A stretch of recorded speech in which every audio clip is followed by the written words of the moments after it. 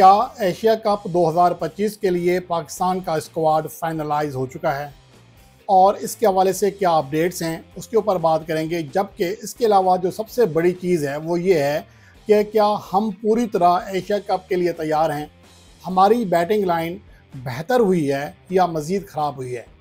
बाबर आजम और मोहम्मद रिजवान के जाने के बाद पाकिस्तान के ओपनर्स का स्ट्राइक रेट किसी हद तक बेहतर हो चुका है। ये पहला मौका है कि 2020 के बाद किसी फेस में हमारा ओपनर का स्ट्राइक रेट 130 से बढ़ा है, बल्कि अब 135 हो चुका है। ये एक अच्छी चीज़ है, लेकिन इसके साथ साथ बाकी चीज़ें भी डिस्कस करते हैं। और अगर आप क्रिकेट फैंस हैं और एशिया कप 2025 के हवाले से पाकिस्तान की तैयारियों का जायज़ा लेना चाहते हैं तो ये रिपोर्ट आपके लिए है।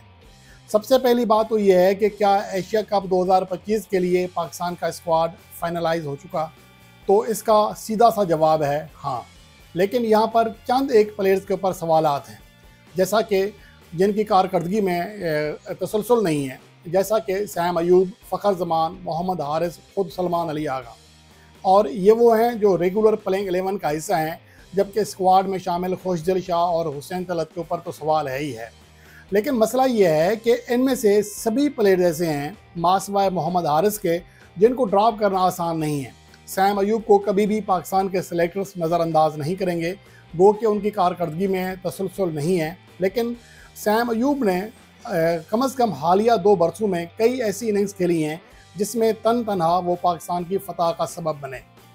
गुज़श्ता ही मैच में वो अपने T20 के इंटरनेशनल कैरियर का पहला man of the match award भी हासिल करने में कामयाब रहे। और फ़खर जमान, इनको तो सवाल ही पैदा नहीं होता, गो कि उनकी कारकर्दगी के ऊपर भी कई सवालात हैं। लेकिन फ़खर जमान को ड्रॉप करने का कोई कैप्टन तक क्या कोई भी नहीं सोच सकता, और ख़ास तौर पर जब आप ऐसी कंडीशन में खेलने जा रहे हैं जहां फ़खर जमान काफ़ी क्रिकेट खेला हुआ है।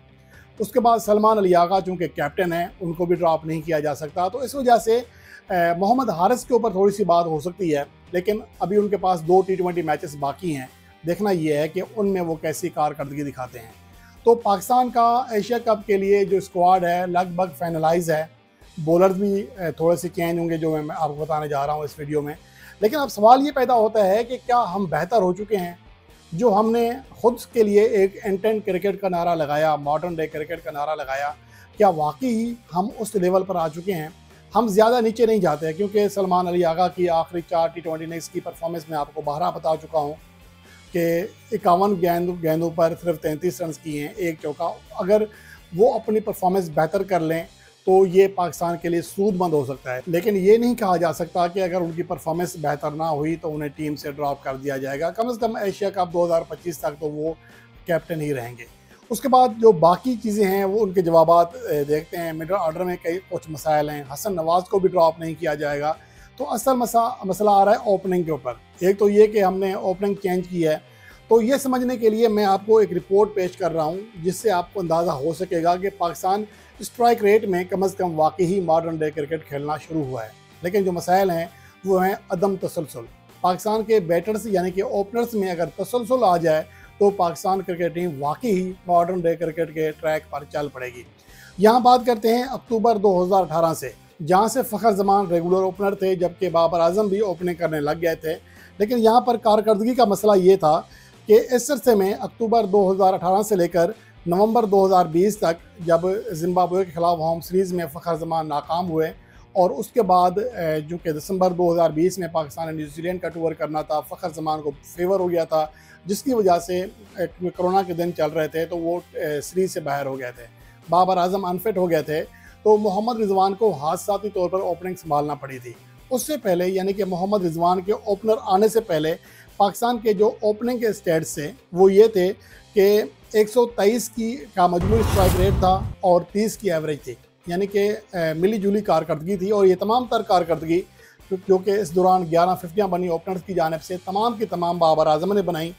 और बाबर आजम का स्ट्राइक रेट था 132 और फ़खर जमान का 109। और इस दौरान 17 इनिंग्स खेली थी फ़खर जमान ने, 22 इनिंग्स खेली थी बाबर आजम ने। बाबर आजम की एवरेज 49.42, जबकि फ़खर जमान की एवरेज थी 11.29। बाकी ओपनर्स अब्दुल्ला शफीक फेल हुए, सैयद फरहान, एहसान अली, इमामुल हक, अहमद शहजाद, इनको मौके मिले लेकिन बहुत महदूद मौके मिले। उसके बाद आते हैं अगला हिस्सा। नवंबर 2020 से लेकर T20 वर्ल्ड कप 2022 तक पाकिस्तान ने अपनी एवरेज को ना सिर्फ बेहतर किया, 30 से उठाकर 42 तक ले गए बाबर आजम और मोहम्मद रिजवान की जोड़ी, और स्ट्राइक रेट 123 से ऊपर करके 128 तक पहुंचाया। इस दौरान 3 सेंचुरियां और 34 फिफ्टियां पाकिस्तान के ओपनर्स की जानिब से बनाई गई, जो कि तमाम के तमाम बाबर आजम और मोहम्मद रिजवान ने बनाई। इस दौरान शर्जील खान ने 6 बार ओपनिंग की, हैदर अली ने 3 बार की, मोहम्मद हारिस ने और अब्दुल्ला शफीक ने 1-1 बार की, लेकिन वो कामयाब ना हो सके। अब आते हैं अगला फेज़।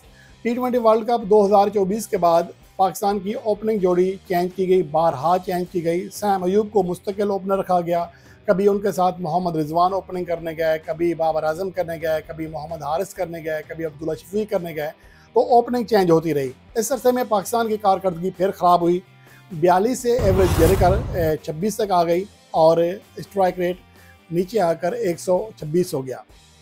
उसके बाद इस अरसे में मोहम्मद रिजवान और सैम अयूब, बाबर आजम पाकिस्तान के टॉप स्कोरर थे। सैम अयूब और बाबर आजम का स्ट्राइक रेट 135 था, बाकी सभी का स्ट्राइक रेट इससे बहुत नीचे रहा। उसके बाद अगला जो फेस आता है वो है मौजूदा फेस, यानी कि 2025 से लेकर अब तक। इस अरसे में पाकिस्तान की जानिब से जो 12 T20 इंटरनेशनल मैचेस खेले गए, पाकिस्तान के ओपनर्स ने मजमूई तौर पर 145 से ज़्यादा स्ट्राइक रेट से रन किए हैं, जिनमें 1 सेंचुरी और 3 फिफ्टियाँ भी शामिल हैं, और एवरेज जो है 22 है। अगर आप अक्टूबर 2018 से अब तक देखें तो ये सबसे बेस्ट फेस है। जब से पाकिस्तान की बाबर आजम और मोहम्मद रिजवान गए हैं, तो स्ट्राइक रेट का ये बेस्ट फेस है, लेकिन एवरेज का बदतरीन फेस है, यानी कि तसलसल नहीं है, जो कि मौजूदा वक्त में सबसे बड़ी खामी है। और इसी वजह से पाकिस्तान की जो नाकामियाँ हैं, ख़ासतौर पर अवे मैचेस में, वो ज़्यादा खुलकर सामने आ रही हैं।